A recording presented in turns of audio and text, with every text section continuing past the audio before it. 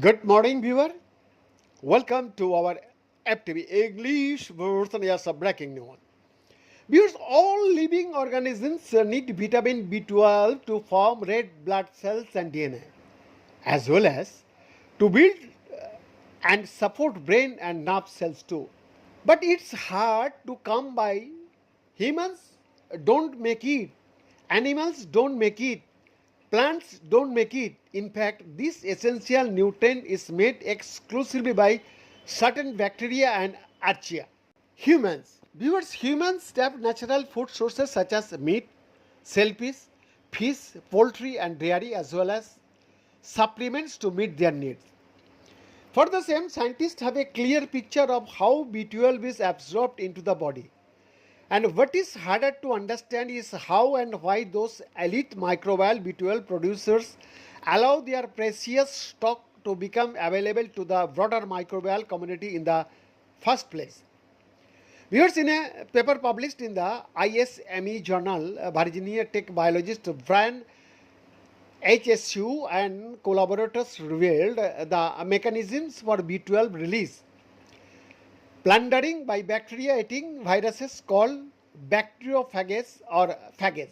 Viewers, phages are a virus that infect only bacteria.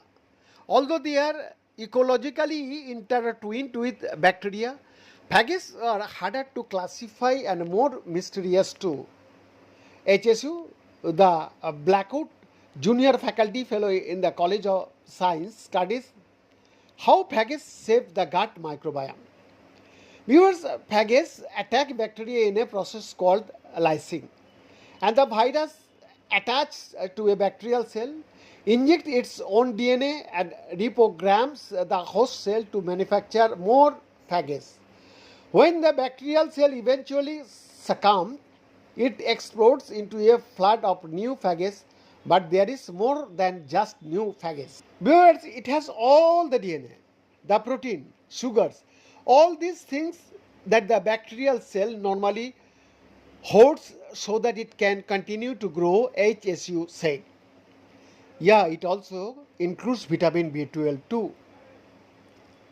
In the papers, HSU's research team demonstrated that phage infection is a primary driver for releasing B12.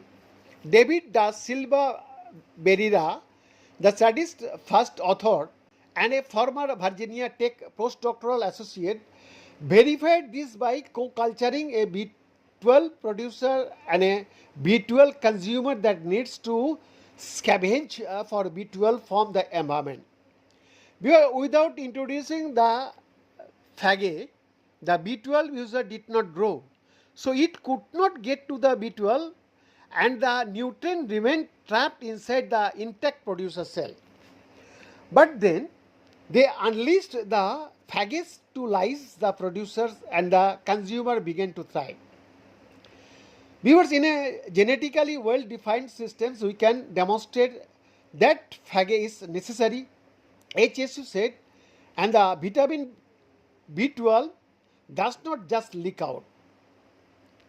To confirm that B12 specifically drove the growth boost rather than other cellular contents, Da Silva Barrera repeated the experiment with a producer strain genetically engineered to lack B12.